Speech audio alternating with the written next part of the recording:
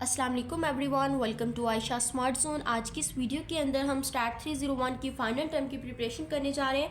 मैं आपके साथ most important and most repeated MCQs discuss करूंगी। इसके अलावा हम सब्जेक्टिव के भी कुछ पॉइंट ऑफ व्यू से देखेंगे, यहाँ पर डिस्कशन करेंगे। आपने वीडियो को बिल्कुल स्किप नहीं करना, एंड तक लाजमी देखना है। इंशाल्लाह बहुत ही ज़्यादा हेल्पफुल रहेगी आपके लिए ये वीडियो।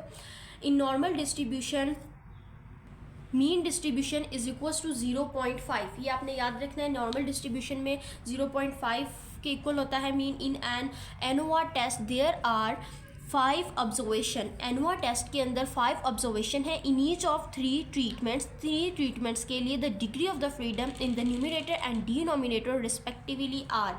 तो आपने इसका डिग्री ऑफ फ्रीडम बताना है। देखिए, सबसे पहले मैं इसका टेबल आपके साथ डिस्कस करूंगी। अब देखिए, ये हमारे पास टेबल है जिसके अंदर ये तमाम वैल्यूज़ सोर्स ऑफ वेरिएशंस हैं जिसको हम डिस्ट्रीब्यूशन फ्रीक्वेंसी से डिनोट करते हैं, और इसके कुछ फार्मूलाज हैं। बिटवीन ट्रीटमेंट का फार्मूला k-1 है, विद इन ट्रीटमेंट का फार्मूला n-k है, टोटल आपके पास n-1 है। इसी तरह सम ऑफ द स्क्वायर के कुछ फार्मूलाज हैं, और उसके अलावा मीन सीक्वेंस के कुछ फार्मूलाज हैं, ये भी आपने देख लेने हैं। ये इसका टेबल है, आपके हैंडआउट्स के अंदर गिवन है। उसी को देखते हुए हमने यहाँ पर ये एमसीक्यू सॉल्व करना है। In an ANOVA test there are 5 distribution. अब 5 इसके लिए फार्मूला क्या लगेगा आपके पास, F is equals to MST divided by MSE। अब MST आपने यहाँ पर देख लेना है। MST का फार्मूला क्या है, k-1। तो यहाँ पर आपके पास फार्मूला लगेगा k-1 का। देन आपने देखा MSE है। MSE के लिए आपके पास यहाँ पर फार्मूला है n-k। ये भी आपने देख लेना, n-k है। तो यहाँ पर इसलिए हमने k-1 डिवाइडेड बाय n-k किया है। n-k करेंगे तो देखिए यहाँ पर in an ANOVA test there are 5 distribution. 5 distribution से तो k इज इक्वल्स टू हमारे पास कितना हुआ 3। उसके अंदर 3 ट्रीटमेंट्स थे, तो हमने k को इक्वल रखा 3 के। एंड n निकालने के लिए अब फ्रीडम इन 3 न्यूमिनेटर्स। अब देखिए, हर एक के अंदर 3 है, तो 5 देयर आर 5। टोटल ऑब्जर्वेशन हमारे पास 5 है।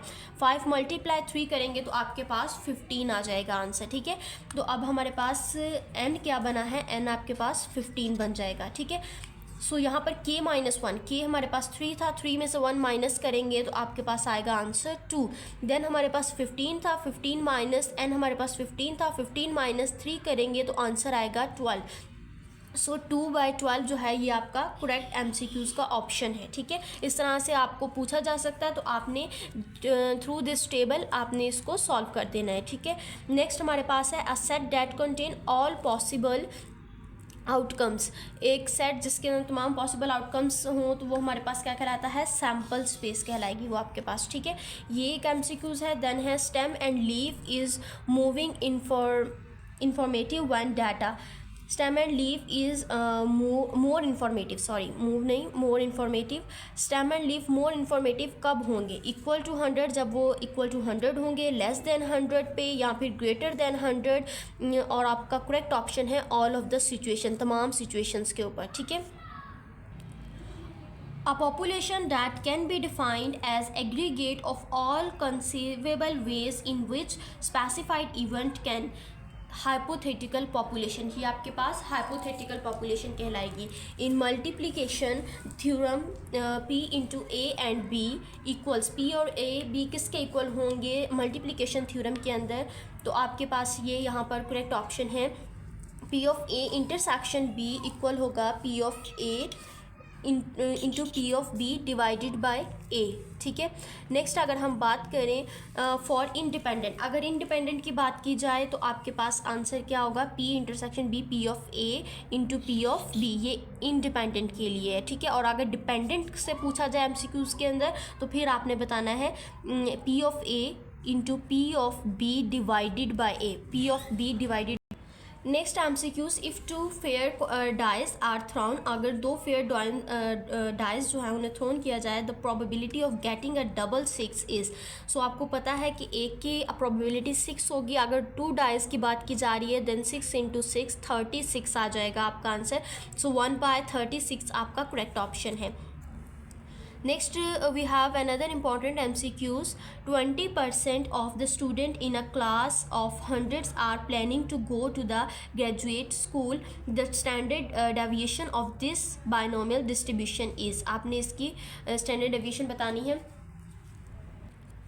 अभी आप देखें यहाँ पर फॉर्मूला हमारे पास लगेगा mu is equals to n P.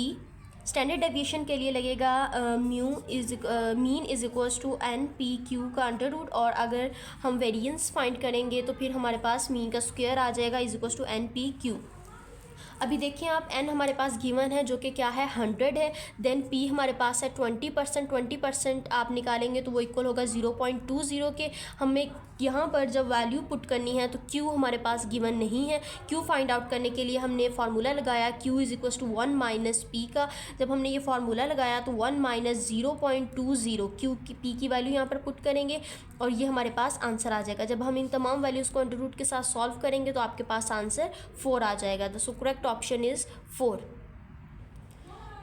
If f of x is a continuous probability function then p of x is equals to 2 is always 0. यहाँ पर आंसर आपका क्या आएगा 0 आएगा. देखिए अगर हमारे पास दोनों वैल्यूज़ क्या आ जाएंगी 2 and 2 दोनों तरफ हमारे पास 2 and 2 हैं तो फिर हम इनको सॉल्व नहीं करेंगे. सॉल्व करेंगे तो वो इक्वल टू 0 ऑप्शन आ जाएगा, आंसर आ जाएगा आपका. सो यहाँ पर करेक्ट ऑप्शन आपका 0 है. रेंज क्योंकि आपकी रेंज जो है वो इक्वल है, दोनों रेंजेस इक्वल हैं आप, जबकि हमारे पास रूल है कि आपकी रेंज जो है वो एक छोटी और एक बड़ी होनी ज़रूरी है. ठीक है. सो यहाँ पर आज की हमारी वीडियो एंड होती है. आई होप कि आपको वीडियो इन्फॉर्मेटिव लगी होगी. अगर आपको वीडियो इन्फॉर्मेटिव लगी है तो काइंडली इसे लाइक करें, चैनल को सब्सक्राइब करें for more informative videos. Thank you.